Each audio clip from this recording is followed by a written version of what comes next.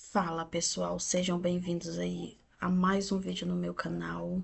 Preparei um vídeo bem legal para você, anúncio que o Zuckerberg fez hoje em relação à censura. Para quem não sabe, ele já foi um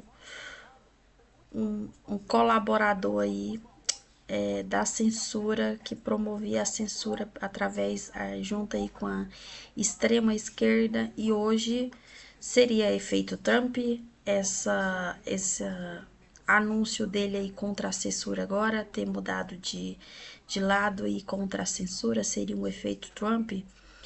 De início, isso vai acontecer somente nos Estados Unidos, mas é uma esperança para nós brasileiros de direita aí que defendemos os nossos direitos, que gostamos de nos expressar aí nas redes sociais.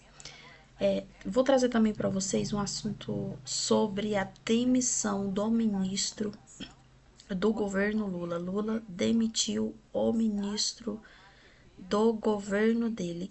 Antes da gente ir pro vídeo, não se esqueça de curtir, compartilhar, comentar e se inscrever no canal. E Lula fez nesta terça-feira a primeira mudança ministerial de 2025. O presidente demitiu o ministro Paulo Pimenta, da Secretaria de Comunicação Social da Presidência da República. Sem indicar qual vai ser o seu destino, o agora ex-ministro foi quem comunicou a saída do cargo aos jornalistas.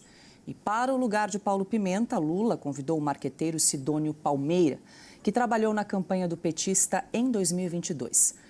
Sidônio e Pimenta já estão preparando a transição na SECOM. Carlo Cauti, muito boa noite. Notícia já que já comentamos há algum tempo, hoje foi, claro, a oficialização dessa troca, dessa dança das cadeiras aí na Secretaria de Comunicação.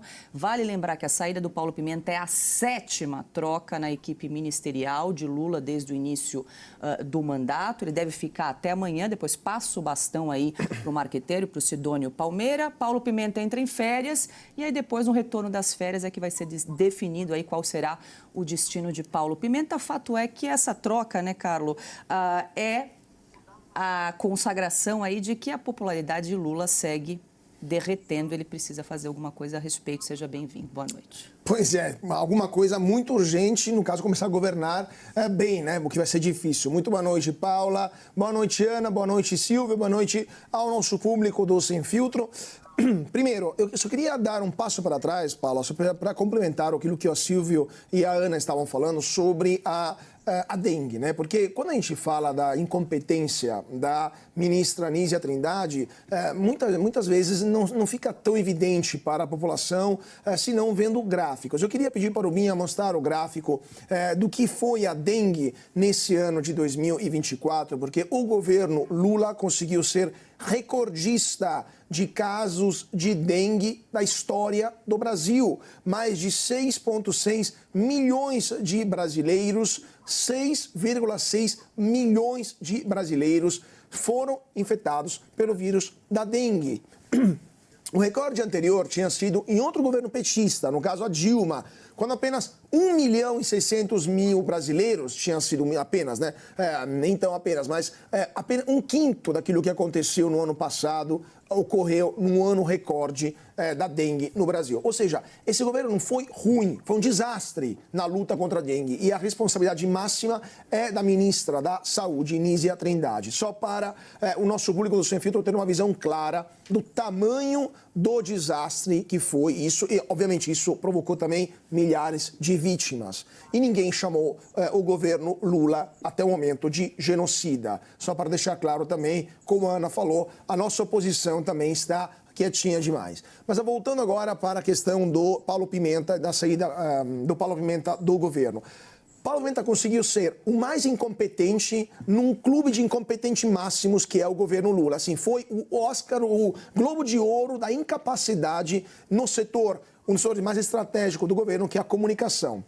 E também Paulo Pimenta foi o autor do famoso despacho da infâmia, que criticamos aqui várias vezes no Sem Filtro, quando, durante o desastre lá no Rio Grande do Sul, ele basicamente pediu para a Procuradoria-Geral da República e a Advocacia-Geral da União de censurar as críticas que o governo estava recebendo nas redes sociais pela sua incompetência na gestão da emergência lá no Rio Grande do Sul. Algo que vai ficar na história como um dos atos mais infames da história desse país desde o fim da ditadura. Então é algo que jamais se viu em nenhuma democracia plena, uma democracia normal. No Brasil, vimos isso e tem a assinatura de Paulo Pimenta. Só por isso, num país normal, esse cara teria sido removido há muito tempo. Ficou um ano quase a mais no cargo, ainda foi nomeado governador biônico do Rio Grande do Sul, também com péssimos resultados.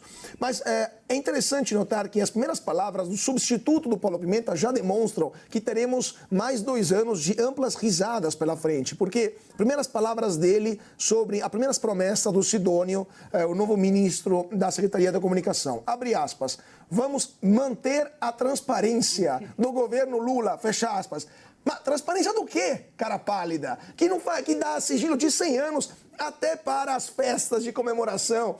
Tem sigilo, o primeiro sigilo colocado foi na festa de posse do Lula. E no começo do ano passado, tem sigilo até nas viagens da Janja. Manter, não vamos impor a transparência, manter a transparência. Ou seja, ou ele não sabe o que está acontecendo nos corredores do Palácio do Planalto, ou ele já começou o seu cargo mentindo, o que me parece mais a segunda opção, a segunda hipótese. Mas pior do que isso, o sucessor do Pimenta, que não terá muita dificuldade em ser menos incompetente do que o Pimenta, né, pelo nível da coisa, disse que promete melhorar a percepção popular sobre o governo Lula. Disse, abre aspas, tem a gestão e tem a percepção popular. Precisamos alinhar essas coisas. Eu já vou aconselhar o futuro presidente da secretário de Comunicação. Vá no mercado, vá no supermercado, pergunte quanto custa o azeite, pergunte quanto custa o arroz, pergunte quanto custa o café. Esta é a percepção popular. Não precisa mudar a percepção popular mentindo ou prometendo coisas. Simplesmente saber como a população vive com uma inflação de alimentos altíssima e depois entender o porquê o Lula é tão impopular assim e não consegue nem ir na rua sem ser, no mínimo, hostilizado verbalmente.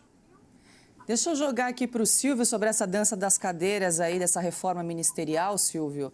Ano começando, Lula mudando aí algumas pecinhas na comunicação, na Secretaria de Comunicação. Tem algumas perguntas que ficam, né? O destino aí de Paulo Pimenta, que agora sai de férias e depois vai discutir para onde vai. E também o perfil desse novo secretário de Comunicação, o Sidônio Palmeira, que é formado em publicidade, enfim, é um marqueteiro, diferentemente de Paulo Pimenta, que tinha um perfil aí, um quadro político. O que a gente pode esperar aí? O Caute já trouxe algumas falas do novo comandante da SECOM, Silvio.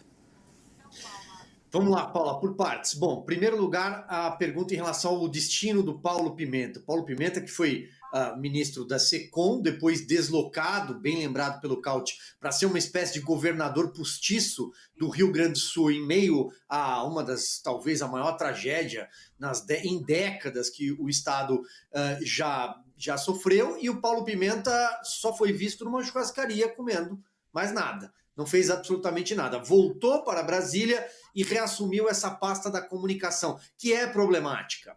É problemática porque metade da comunicação do governo, aquela que é relacionada às redes sociais, fica nas mãos do grupo da Janja. A Janja tem esse gabinete informal, conforme o Jornal Estado de São Paulo e o site Poder 360 já revelaram até os custos disso, os salários, quem são as pessoas, e ela...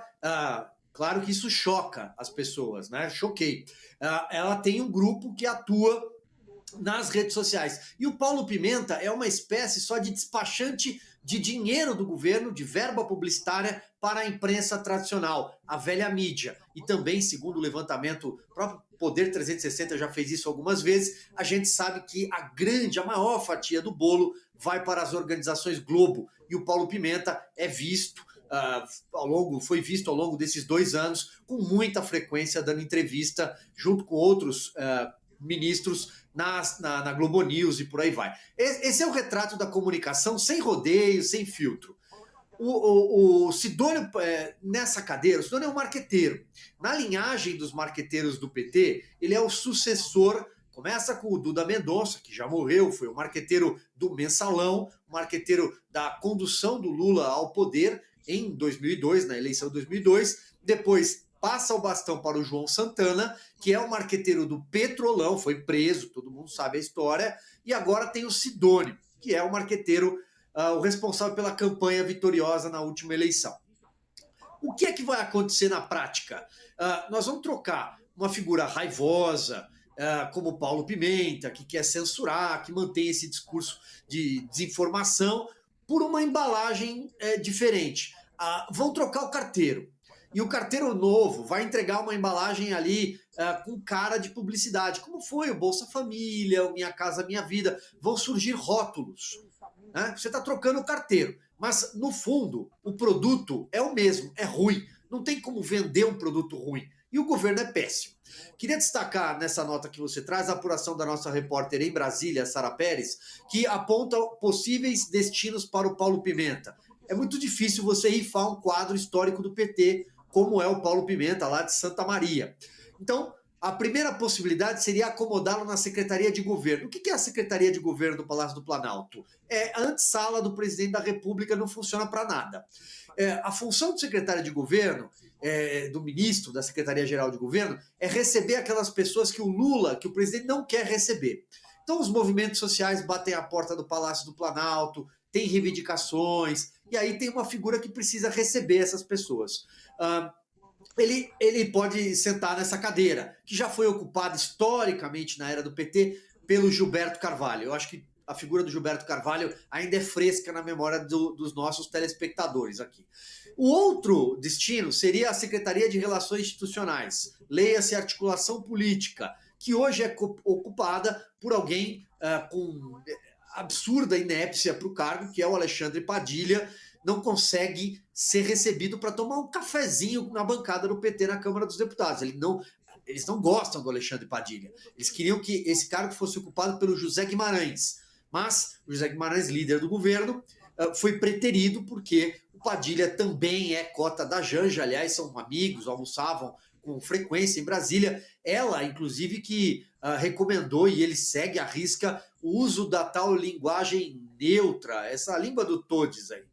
Então, são possibilidades para o Paulo Pimenta. Ou ele vai voltar para a Câmara. Também é um destino possível, já que ele tem mandato. Logo na sequência do reconhecimento e da certificação da eleição de Donald Trump, que toma posse como presidente no dia 20 deste mês, prestem atenção nessa notícia. A Meta, empresa que é dona do Facebook, o Threads, que é o Twitter do Instagram, né?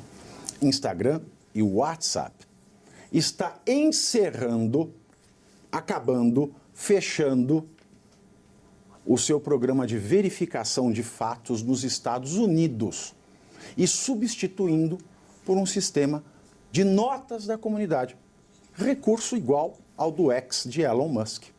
O modelo permitirá que usuários das plataformas de redes sociais denunciem publicações que sejam potencialmente enganosas e precisem de mais contexto, ao invés de colocar a responsabilidade em organizações independentes de verificação de fatos, que nós sabemos aqui no Brasil não são tão independentes assim, não é? Em um vídeo de mais de 5 minutos, Marquinhos Zuckerberg, para os íntimos, não, Mark Zuckerberg, para quem não é íntimo, que é o CEO da Meta, né, um dos inventores do Facebook, explicou como serão dadas essas mudanças e falou até em combater, prestem atenção, Mark Zuckerberg, Marquinho do Face, diz que essa medida tem como finalidade, dentre outras, combater tribunais secretos de países latino-americanos que ordenam que as empresas retirem as postagens. Vamos ouvir este trechinho. I gave a speech at Georgetown 5 years ago about the importance of protecting free expression, and I still believe this today. But a lot has happened over the last several years. There's been widespread debate about potential harms from online content. Governments and legacy media have pushed to censor more and more. A lot of this is clearly political, but there's also a lot of legitimately bad stuff out there. Drugs, terrorism, child exploitation. These are things that we take very seriously, and I want to make sure that we handle responsibly. So we built a lot of complex systems to moderate content. But the problem with complex systems is they make mistakes. Even if they accidentally censor just 1% of posts, that's millions of people. And we've reached a point where it's just too many mistakes and too much censorship. The recent elections also feel like a cultural tipping point towards once again prioritizing speech. So we're going to get back to our roots and focus on reducing mistakes, simplifying our policies, and restoring free expression on our platforms. More specifically, here's what we're going to do. First, we're going to get rid of fact checkers and replace them with community notes similar to X, starting in the US. After Trump first got elected in 2016, the legacy media wrote nonstop about how misinformation was a threat to democracy. We tried in good faith to address those concerns without becoming the arbiters of truth. But the fact checkers have just been too politically biased and have destroyed more trust than they've created, especially in the US. So over the next couple of months, we're going to phase in a more comprehensive community notes system. What started as a movement to be more inclusive has increasingly been used to shut down opinions and shut out people with different ideas, and it's gone too far. So I want to make sure that people can share their beliefs and experiences on our platforms. Finally, we're going to work with President Trump to push back on governments around the world that are going after American companies and pushing to censor more. The US has the strongest constitutional protections for free expression in the world. Europe has an ever-increasing number of laws institutionalizing censorship and making it difficult to build anything innovative there. Latin American countries have secret courts that can order companies to quietly take things down. China has censored our apps from even working in the country. The only way that we can push back on this global trend is with the support of the US government. And that's why it's been so difficult over the past 4 years when even the US government has pushed for censorship. By going after us and other American companies, it has emboldened other governments to go even further. But now we have the opportunity to restore free expression, and I am excited to take it. É uma guinada 180 graus no que a gente tem visto nos últimos anos. Afinal de contas, isso mostra que Mark Zuckerberg ele tem, porque quem tem medo. E falando em teve uma declaração 12h11 que foi publicada no X, né, do secretário de Políticas Digitais da SECOM, que é a Secretaria de Comunicação do Moraes, e Google, né? Existe uma fala direta. Existe ali existe claramente um relacionamento direto. Até porque o diretor jurídico do Google foi aluno do Alexandre de Moraes, e eu acredito que exista essa comunicação direta. Será que o Google também ele vai se tocar e ser mais uma peça que cai desse efeito Trump? Acho que sim, Pavinato, só que nos Estados Unidos. Acho que o Google não compra essa briga aqui no Brasil, até pelo histórico do que aconteceu com o X do Elon Musk, né? Eu concordo plenamente com a decisão do Mark Zuckerberg.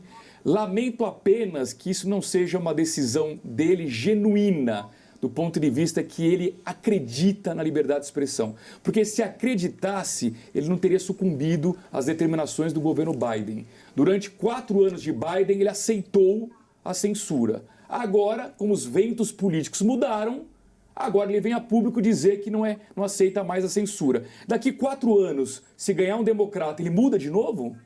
Acho que essa é uma questão para a gente analisar aqui. Alguém com o dinheiro que ele tem deveria ter o peito que o Elon Musk tem.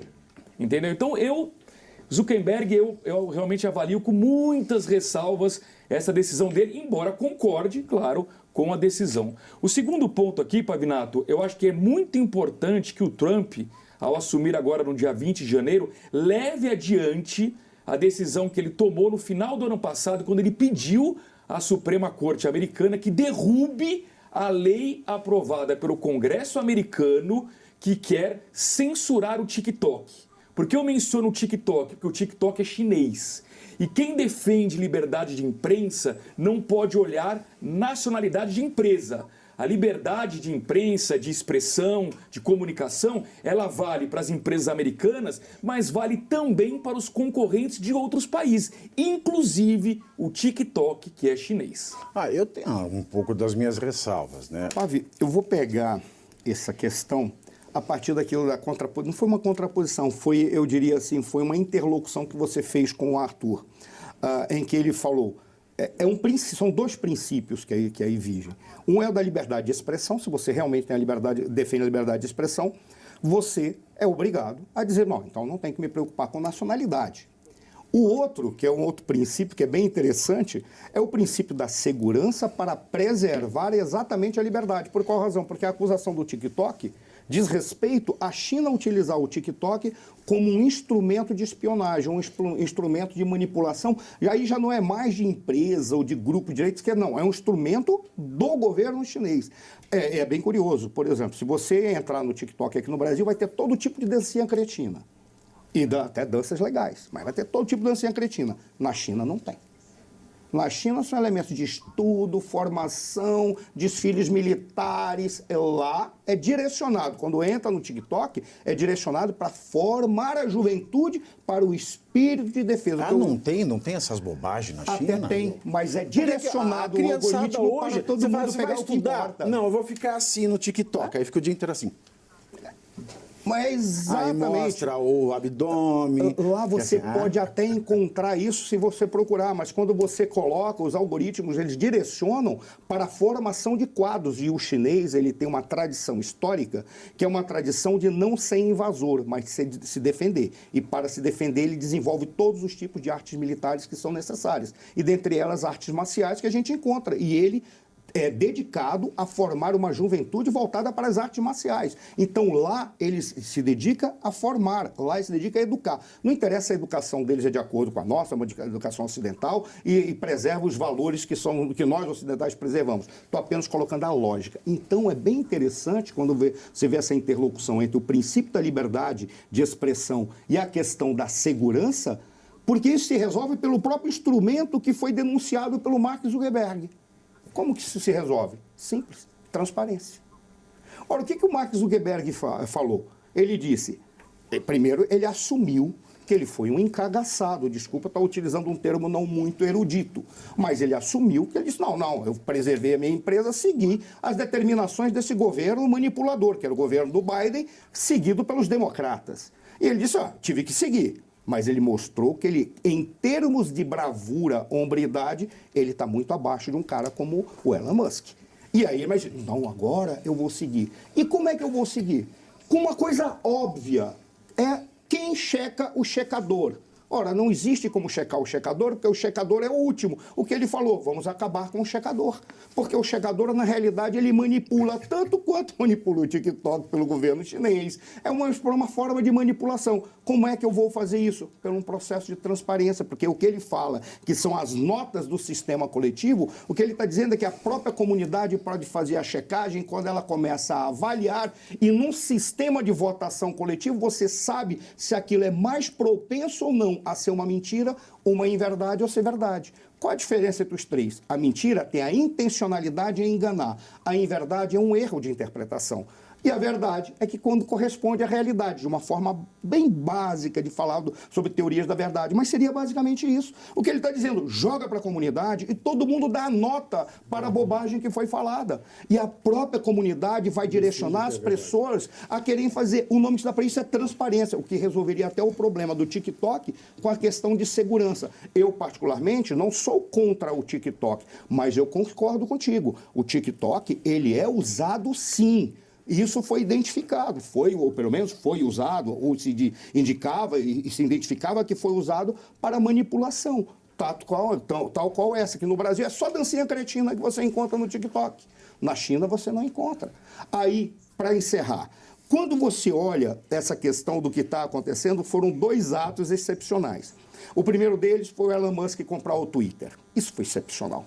Porque o Elon Musk veio e disse, eu tenho dinheiro suficiente, se eu quiser eu me escondo em Marte, se eu quiser eu vou embora para a África do Sul, se quiser eu compro uma ilha e fundo uma monarquia lá e vou ser o rei da minha ilha, porque eu tenho dinheiro de sobra para isso. Então eu estou me lixando, eu vou fazer o que eu acho que é certo. E o fazer eu acho que é certo é exatamente como você falou, como ele enfrentou o Brasil e como ele está enfrentando a China. No Brasil ele não enfrentou o Brasil, ele enfrentou indivíduos que agem contra a Constituição. Na China, a Constituição é aquela lá, então ele não tem o que falar. Ele seguiu as leis, porque ele segue lá e segue aqui. Ele estava exatamente seguindo a lei. Lá no governo chinês não descumpria a lei, porque lá a lei é o que o governo quer. Aqui, o Supremo não cumpria a lei. Ele disse que ele ia cumprir. Qual é a grande questão? Quando ele comprou o Twitter, ele disse, agora é uma outra lógica. A lógica seguinte, que é o outro fato, foi a eleição do Trump. O Trump ter sido eleito, o que o Trump falou? Ele disse, eu vou defender as empresas americanas. Olha que coisa curiosa. Primeira coisa que o Mark Zuckerberg falou, ele já embarcou no discurso do Trump e falou, onde estiver prejudicando, qualquer lugar que prejudicar as empresas americanas, nós estaremos confrontando, em princípio, em especial naqueles lugares que tem tribunais secretos. Ele nem se referiu ao Brasil, ele poderia estar se referindo à Venezuela. Mas o que o porta-voz do Supremo Tribunal Federal falou? Ah, não é do Supremo Tribunal Federal, é do Lula, desculpa. É porta-voz da mesma coisa. Falou, ele ofendeu o STF. Ele não estava nem se referindo a nada, estava dizendo que qualquer lugar que afete a empresa americana, eu estou do lado do Trump, porque nós estamos aí para ganhar. E ponto final, entrou no capitalismo normal. Ao contrário do que ele estava fazendo antes, que era o capitalismo que o Olavo de Carvalho chamava dos metacapitalistas. São aqueles caras que estão acima do sistema e acham que podem manipular tudo. E ele pactuou com esses manipuladores. Agora, ele arregou porque o Trump falou, se você não arregar, olha quem está aqui do meu lado. É um cara que te trata como menino. Esperamos que seja verdade tudo isso que o Zuckerberg está falando e que realmente ele se mantenha o posicionamento dele contra a censura, né? Muitos clamam pela liberdade, defender a liberdade de expressão, mas às vezes é só até o ponto que convém a ele mesmo, a si mesmo. Aparentemente, isso reflete, é resultado do impacto da vitória de Trump. Ou talvez seja um oportunismo por parte da empresa Meta, ao tentar atrair aí a audiência da direita, que eles sabem muito bem o tamanho da audiência da direita. Então, se realmente ele manter esse posicionamento, essas alterações, com certeza trarão melhoria para as plataformas e lógico que nós que somos da direita ficaremos felizes por ter mais um grupo grande como a Meta contra a censura, a favor da direita, a favor dos direitos dos cidadãos e contra a censura, assim como o Elon Musk aí é um grande defensor da censura. Os blogueiros aí da esquerda, o povo aí da esquerda estão tudo desesperado depois desse anúncio do Zuckerberg sobre a censura. E engraçado é que até o Haddad, que deveria estar preocupado com a economia, chegou a comentar sobre esse anúncio do dono aí do Instagram e Facebook.